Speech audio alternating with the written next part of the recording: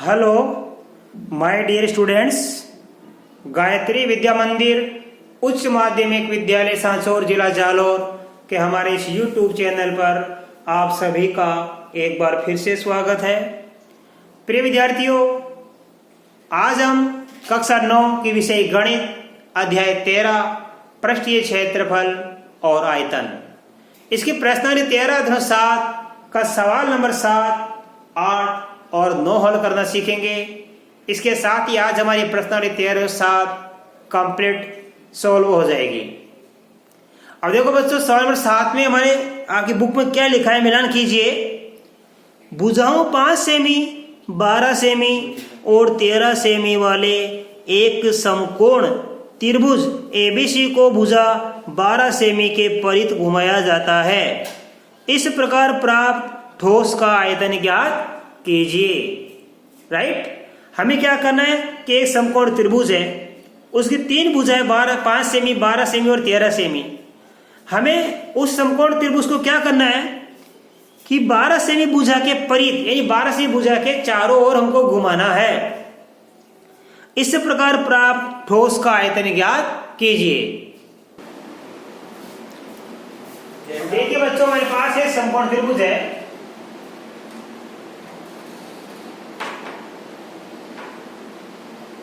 ठीक है, मान लो ये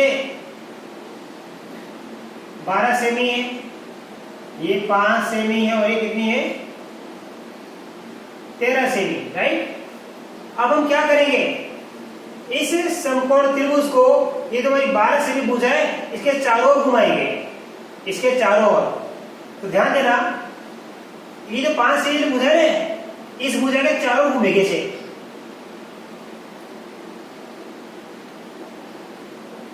ऐसे तो ये क्या बन जाएगा, शंकु बन जाएगा। ये क्या बन जाएगा, ये शंकु बन जाएगा।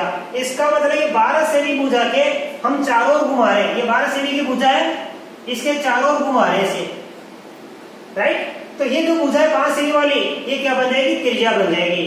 इस प्रकार ये क्या बन जाता है, शंकु बन जाता है। और यहाँ पे ये त्रिज्या बन जाएगी 5 सेमी। राइट, और ये 12 सेमी भुजा क्या बन जाएगी हमारे पास में, शंकु की ऊंचाई। तो हम लिखेंगे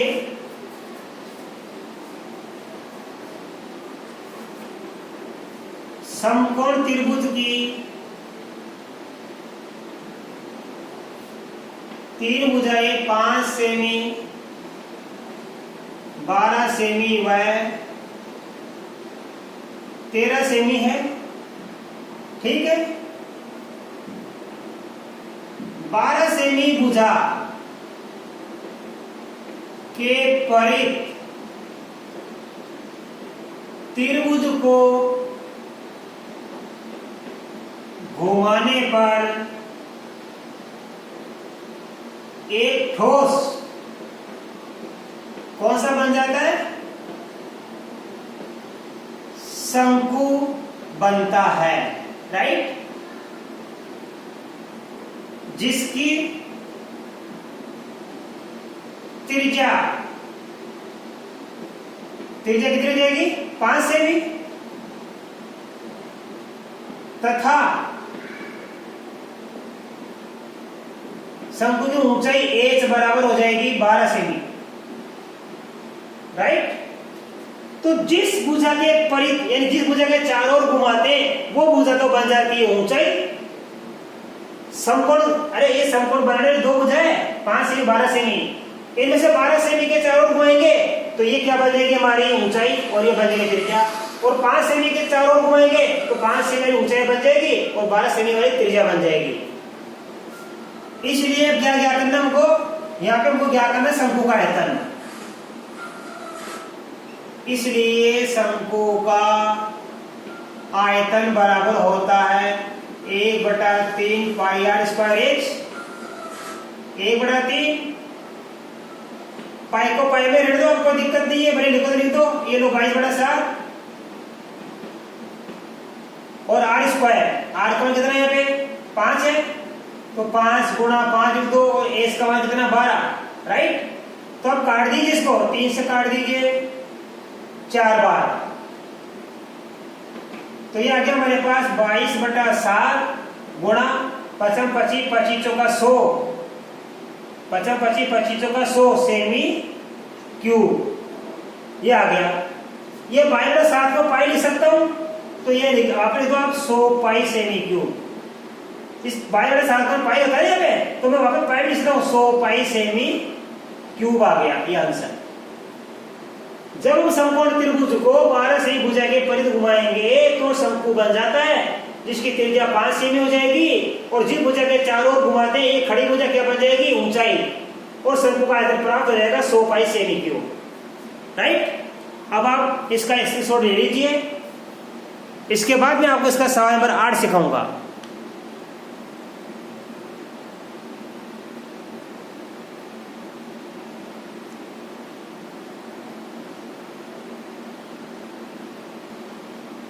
अब देखिए बच्चों, हमारा सवाल नंबर 8 में क्या लिखा है कि प्रश्न 7 में दिए गए त्रिभुज को, प्रश्न 7 में दिए गए त्रिभुज को यदि भुजा 5 सेमी के परिध घुमाया जाए तो प्राप्त ठोस का आयतन ज्ञात कीजिए, तथा प्रश्न 7 और प्रश्न 8 में प्राप्त दोनों ठोस के आयतन का अनुपात भी ज्ञात कीजिए। 7 का तो हमने ज्ञात कर लिया, अभी आया था आपके पास 100 पाई सेमी क्यूब। अब प्रश्न 8 में क्या चेंज हो गया, देखो 7 में क्या था, हमारे त्रिभुज को 12 सेमी भुजा के चारों ओर घुमा रहे थे। राइट। इसमें क्या हो गया कि जो हमारा त्रिभुज है उस त्रिभुज को 5 सेमी भुजा के परिध यानी 5 सेमी भुजा के चारों ओर हम घुमाएंगे, तो चेंज हो गया। पहले 12 सेमी भुजा के हम चारों ओर घुमा रहे थे तो 12 सेमी ऊंचाई बन गई थी और 5 सेमी त्रिज्या।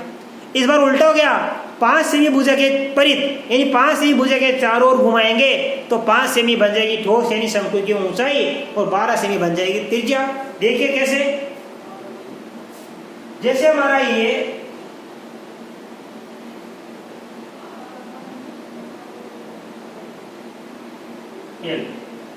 5 सेमी है, ये मैं लिख दूं 5 सेमी, ये 12 सेमी और ये 13 सेमी। अब क्या ये 5 सेमी जो भुजा है इसके चारों ओर घुमा रहे हैं, राइट। तो इसके चारों ओर घुमाएंगे हम ऐसे, तो ये क्या बन जाएगा, हमारा एक शंकु बन जाएगा वापस। राइट। हम 5 सेमी भुजा के चारों ओर घुमा रहे हैं इस त्रिभुज को, ऐसे 5 सेमी भुजा के चारों ओर घुमा रहे हैं, तो ये 5 सेमी क्या बन जाएगी, ऊंचाई, और ये 12 सेमी क्या बन जाएगी, त्रिज्या। राइट। तो लिखेंगे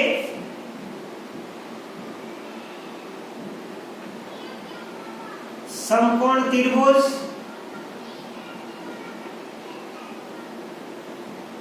की भुजाएं 5 सेमी, 12 सेमी तथा 13 सेमी है। ठीक है। त्रिभुज को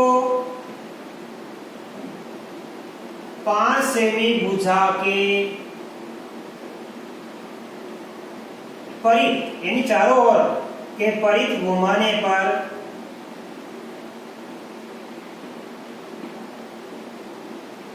यह एक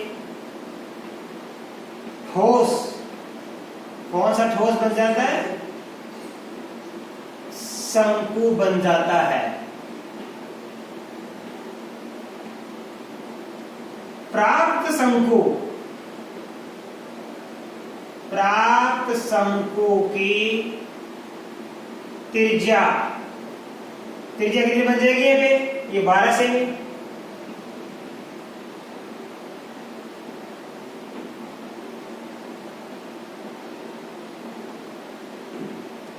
तथा ऊंचाई कितनी हो जाएगी, ये 5 सेमी। बच्चों किसी भी समकोण त्रिभुज में आप समकोण बनाने वाली 2 भुजाएं होती है, उनमें से जिस भुजा के चारों ओर घुमाते हैं, आए समझ में, तो वो जो खड़ी भुजा होगी जिसके चारों ओर घुमाते हैं वो खड़ी भुजा ऊंचाई बन जाएगी, और साइड वाली भुजा क्या बन जाएगी, हमारी त्रिज्या बन जाती है। तो यहाँ पर जो ठोस प्राप्त हो गया, शंकु प्राप्त हो गया, इस शंकु की त्रिज्या 5 सेमी होगी और त्रिज्या कितनी बन जाएगी, यहाँ पे 12 सेमी, त्रिज्या 12 सेमी होगी और ऊंचाई हो गई 5 सेमी। इसलिए अब ज्ञात करेंगे शंकु का आयतन। सूत्र वो लगाएंगे 1/3 पाई आर स्क्वायर एक्स। 1/3 पाई की जगह पाई रहने दो, कोई फर्क नहीं पड़ता है। आर स्क्वायर, आर का मान 12 है तो 12 स्क्वायर और एक्स, एक्स का मान है 5 सेमी क्यूब। अब देखो बच्चों 1/3 ये पाई का पाई, 12 का स्क्वायर मतलब 12 गुणा 12, 12 का वर्ग है तो 12 को 2 बार लिख दीजिए, गुणा 5। अब आप 3 को काट दीजिए, 3 एकम 3, 3 चौक 12। तो ये बच गया हमारे पास, देखो ये बच गया पाई गुणा 12 गुणा 5 चौक का 20 सेमी क्यूब, राइट। अब देखो ये 20 को 12 से गुणा करके 240 बन जाता है। 240 पाई सेमी क्यूब। तो जो त्रिभुज हमारा था 5 सेमी, 12 सेमी, 13 सेमी वाला, यदि इस त्रिभुज को 5 सेमी भुजा के चारों ओर घुमाते हैं तो प्राप्त शंकु का आयतन 240 पाई सेमी क्यूब होगा, राइट। अब हमारे ये लिखा है कि हमारे प्रश्न संख्या 7 और प्रश्न संख्या 8 में प्राप्त आयतनों का अनुपात भी ज्ञात कीजिए। देखो अनुपात ज्ञात करेंगे अब।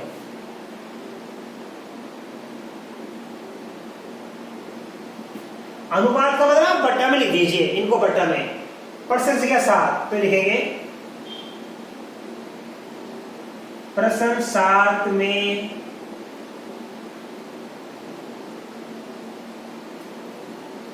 प्राप्त आयतन बटा प्रश्न 8 में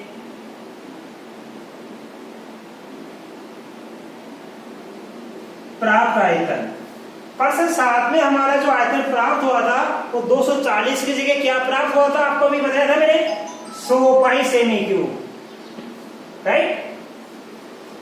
इसी प्रकार प्रश्न 8 में हमारा आयतन कितना प्राप्त हुआ, 240 पाई सेमी क्यूब, राइट। अब इसको काट के अपन सरल कर लेंगे। देखो पाई से पाई तो कैंसिल हो गया, शून्य से शून्य कैंसिल हो गया। अभी दोनों से क्या 2 से कटती है, 2 से काट दिया 5, 2 से काट दिया 12, तो ये आ गया 5/12। ये भिन्न अनुपात है, बटा का मतलब भिन्न अनुपात, इनको हम सरल अनुपात में बदल लेंगे। कैसे, 5:12, ये आंसर आ गया 5:12। प्रश्न 7 में प्राप्त आयतन और प्रश्न 8 में प्राप्त आयतन का हमने अनुपात ज्ञात कर लिया, 5:12 आया। अब बच्चों आप इसका स्क्रीनशॉट ले लीजिए, मैं आपको सवाल नंबर 9 सिखाऊंगा।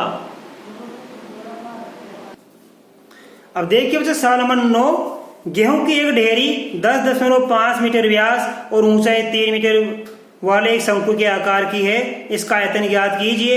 इस ढेरी को वर्षा से बचाने के लिए कैनवास से ढका जाना है, तो वांछित कैनवास का क्षेत्रफल भी ज्ञात कीजिए, राइट। तो हमें क्या ज्ञात करना है, ये गेहूं की ढेरी ऐसी ऐसे, यहाँ पे क्या गेहूं की ढेरी है, इसका व्यास, ये व्यास यहाँ पे दिया हुआ है हमको, ये हमको दिया हुआ 10.5 सेमी, ठीक है। और हमारे पास इसकी ये मीटर है और इसे ऊंचाई दे रखी है 3 मीटर। ये 10.5 सेमी ये मीटर इसका व्यास है और ये ऊंचाई कितनी है पे, ऊंचाई इसकी 3 मीटर, ठीक है। इस ढेरी की ऊंचाई 3 मीटर है और व्यास कितना हमारे पास में 10.5 मीटर। तो पहले आते क्या करेंगे, तो लिखें देखो शंकुआकार गेहूं की ढेरी का व्यास है 10.5 सेमी मीटर, इसलिए त्रिज्या कितनी हो जाएगी, आधी हो जाएगी। 10.5 में भाग देंगे 2 का, तो 2 पंजे 10, 2 दूनी 4, बच गया 1 शून्य, 2 पंजे 10, ये आ गया 5.25 मीटर। और ऊंचाई एच बराबर है 3 मीटर। इसलिए हम ज्ञात करेंगे शंकु का आयतन 1/3 पाई आर स्क्वायर एच। 1/3 पाई का मान होता है 22/7 आर स्क्वायर, 5.25 और एच का मान क्या लिखेंगे 3 मीटर क्यूब। अब काटने से बोल 3 से 3 गया, 7 को इससे काट देंगे हम, तो ये 7 को 7 49 बच गया 3, 7 पंजे 35, शून्य दशमलव कितना गया 75। तो ये आ गया हमारे पास 22 गुणा 0.75 गुणा 5.25 मीटर क्यूब। अब हम तीनों को गुणा करके देख लेंगे बच्चों, राइट। इन तीनों को गुणा करके देखेंगे तो हमको क्या प्राप्त हो जाएगा, इसका आयतन प्राप्त हो जाएगा। देखो 22 पंजे 110 की शून्य आशेगी 11, 22 7 154 में 11 जोड़ देंगे 165, एक लिए 2 संख्या छोड़ के दशमलव इंटू 5.25 मीटर क्यूब। तो देखो 5.25 का गुणा करूंगा मैं 16.5 से। इस शून्य की कोई वैल्यू नहीं है, दशमलव के बाद लास्ट शून्य होती है, इसको ब्रेक मत लिखा हुआ।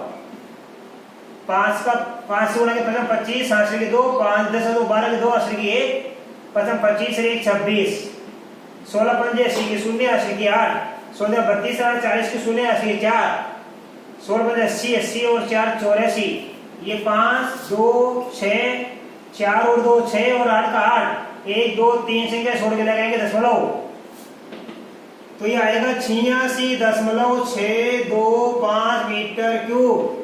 तो शंक्वाकार ढेरी का हमको गेहूं की ढेरी का आयतन प्राप्त हो गया 86.625 मीटर क्यूब। अब क्या इसको ढकने के लिए हमको एक त्रिपाल चाहिए, आए समझ में, तो उसका वक्र पृष्ठीय क्षेत्र हम ज्ञात कर लेंगे। अब आए समझ में, इसके बाद हमें ज्ञात करना है इसको ढकने के लिए हमको क्या चाहिए, एक कैनवास चाहिए, और कैनवास का क्षेत्र हमें ज्ञात करना है। तो लिखेंगे इसलिए कैनवास का क्षेत्रफल बराबर क्या लिखेंगे हम, शंकु का वक्र भाग का क्षेत्रफल बराबर क्या होता है पाई आर एल।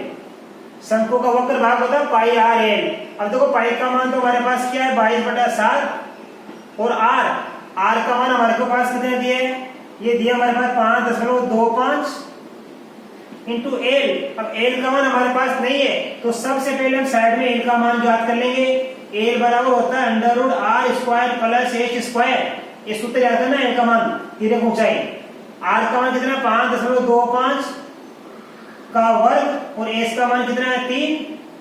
तो ये हो जाएगा हमारे पास है 3 का वर्ग, तो कितना बन जाता है हमारे पास 9, और 5.25 को 5.25 से गुणा करेंगे तो ये आ गया 55 25 की 5 8 की 2, 5 10 2 12 के 2 1 25 से 1 26, और ये आ गया 2 से गुणा करेंगे 5 2 10, फिर आएगा 5 2 6 2, 5 2 6 2 गुणा कर लेना इसको, ये 5 ये 2, 5 10 से 16 की 1 4 1 5, ये 6 और 1 कितना है यहाँ पे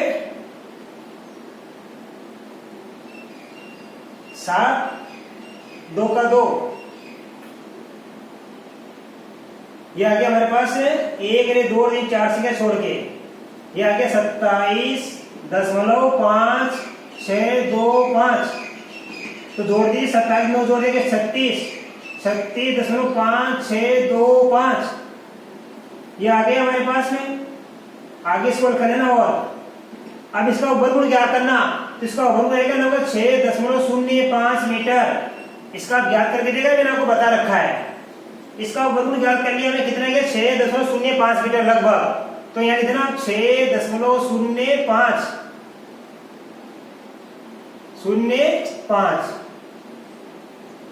अब कर दीजिए आप, 7 से काट दीजिए, वही बात 7 7 49 बच गए 3, 7 5 35, 22 को 0.75 से गुणा करेंगे।